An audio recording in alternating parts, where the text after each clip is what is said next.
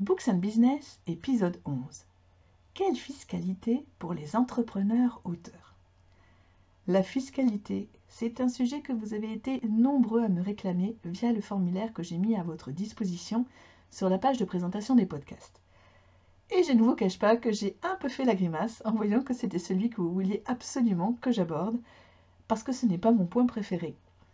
Mais j'aime les challenges, et c'en est un que d'arriver à vous donner des pistes claires, valables pour tous, et ce en 10 minutes chrono. Et puis j'ai une astuce très sympa à vous donner à la fin, en ce qui concerne la TVA. Alors, go, go, go pour ce nouvel épisode.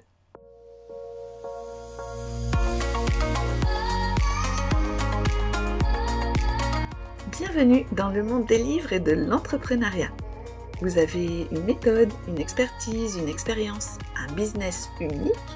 Bravo! Et il est où votre livre signature sur ce sujet? Ah, vous ne connaissez peut-être pas le milieu éditorial et ses règles particulières. Eh bien, vous êtes au bon endroit si c'est votre cas. Je m'appelle Nathalie Bagadé et je suis autrice et accompagnatrice à la publication. C'est ça mon business. L'ambition de ce podcast est de vous éclairer sur ce que cela signifie de publier votre livre signature de manière à la fois professionnelle et épanouissante. C'est donc parti pour l'épisode du jour. Quel statut prendre? Vous avez sûrement entendu parler du statut artiste-auteur. Un statut qui accepte depuis peu les auto-édités. Mais ce n'est probablement pas celui qui vous conviendra. Puisque si vous optez pour celui-ci, vous ne pourrez que vendre des livres. Or, j'imagine que si vous m'écoutez, c'est parce que vous avez déjà une entreprise dont la finalité n'était pas à l'origine de vendre des livres. N'ayez pas trop de regrets, parce que les artistes-auteurs sont gérés par l'URSSAF Limousin, et cette plateforme a malheureusement tristement démontré, depuis sa mise en œuvre, son incapacité à gérer les dossiers qui lui avaient été confiés. Je vous laisse explorer le net à la recherche des témoignages de ces utilisateurs exaspérés par la situation. Et même si la gestion venait à s'améliorer, enfin, de ce côté-là, je vous déconseille d'opter pour le statut artiste-auteur. Car pour moi, vendre des livres, ce n'est pas une activité suffisamment viable, à moins d'être l'une des rockstars de l'auto-édition, comme Jupiter Phaeton par exemple, qui, elle, a bâti un modèle économique autour de cette activité. Moi, si je vous encourage à publier pour tous les avantages que cela va générer pour vous et votre business, je vous recommande de diversifier vos sources de revenus afin de ne pas dépendre que d'un marché. L'autre statut que je vous conseille d'évacuer aussi d'emblée, c'est le statut de micro-entrepreneur. En effet, quand vous êtes micro-entrepreneur, vous êtes imposé sur le chiffre d'affaires et pas sur les bénéfices, ce qui est bien différent. On l'a vu dans plusieurs épisodes déjà, vous aurez des coûts pour publier vos livres. Vous voulez donc être imposé sur le bénéfice et pas sur le CA. En outre, le statut de micro-entrepreneur vous empêche de les déduire, ces coûts, qui sont liés à votre activité. Et ça, ce n'est pas du tout anodin non plus. Alors, quel statut adopter si vous ne pouvez pas prendre celui de l'artiste-auteur ou du micro-entrepreneur? Moi, je suis en EIRL, entreprise individuelle à responsabilité limitée, en tant qu'entreprise de conseil, ce qui me permet de cumuler les revenus tirés de mes formations, de mes livres et de mes animations.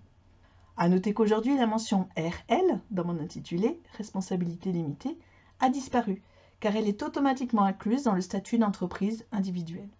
Ce que je vous conseille, c'est de rester sous le statut qui est actuellement le vôtre, s'il ne s'agit pas d'une micro-entreprise, et de faire simplement ajouter au libellé de votre entreprise l'activité de publication et vente de livres. En effet, ce sera forcément une activité annexe et pas une activité principale, donc cela ne nécessite pas de changer votre statut.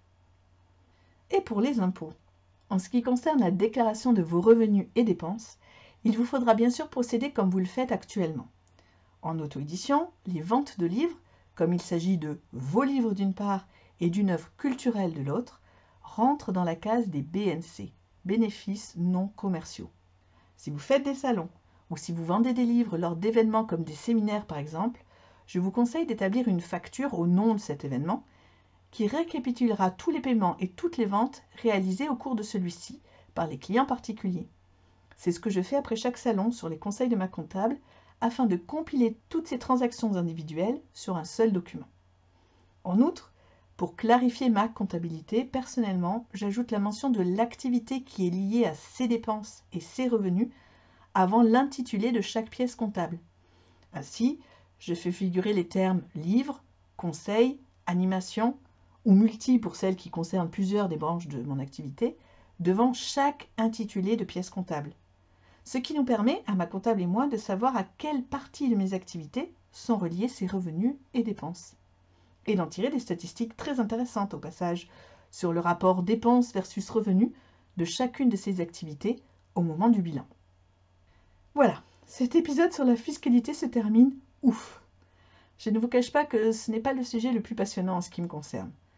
J'ai hâte d'évoquer avec vous une thématique qui me branche bien plus. Comment mesurer le succès de son livre? Ça sera la semaine prochaine. Il me reste toutefois une petite dernière astuce à partager avec vous concernant la TVA. Je fais ça juste après le message de fin. Merci de votre intérêt pour Books and Business. J'espère vous avoir fait découvrir une nouvelle facette de l'auto-édition de votre livre aujourd'hui. Comme toujours, ce podcast a été très chouettement mis en image par Anne Bosquet, facilitatrice graphique. Vous pouvez télécharger l'image du jour afin de mieux mémoriser tous les points abordés via votre interface de podcast ou sur la page dédiée sur mon site internet ou encore en vous connectant à Nathalie Bagadé, B-A-G-A-D-E-Y, sur votre réseau social préféré. Si vous souhaitez un accompagnement individuel, pensez à me contacter bien en amont et sachez que je n'accompagne à la publication que les livres dont j'estime qu'ils auront un impact très positif sur le monde. En attendant d'avoir de vos nouvelles via vos messages ou commentaires, je vous laisse sur la conclusion du jour. Alors, quelle est cette astuce impliquant la TVA? Je ne sais pas si vous faites déjà des déclarations de TVA dans le cadre de votre entreprise, mais lorsque j'ai créé la mienne et que la question s'est posée me concernant, mon cabinet comptable m'a encouragé à déclarer ma TVA, ce que je fais désormais de manière trimestrielle, en m'expliquant la situation en ces termes. Sur la majorité des factures que j'acquitte, je paie une TVA de 20%. En tant qu'autrice, sur chacun des livres que je vends, je perçois une TVA de 5,5%. Donc au final, je paie nettement plus de TVA que je n'en perçois. Et donc, jusqu'à présent, c'était l'État qui m'était redevable. Et je ne vous cache pas que percevoir un trop perçu de TVA, c'est bien agréable, même si ça ne se monte qu'à quelques centaines d'euros. Bon, les revenus liés à mon activité de conseil ayant pas mal augmenté ces derniers temps, et étant eux assujettis à une TVA de 20%, je ne suis pas sûre que cela va durer. Mais il me fallait tout de même attirer votre attention sur ce point, car cela peut valoir la peine dans votre cas également. Si je peux vous permettre de faire quelques économies, ce sera toujours ça de prix, non? À bientôt!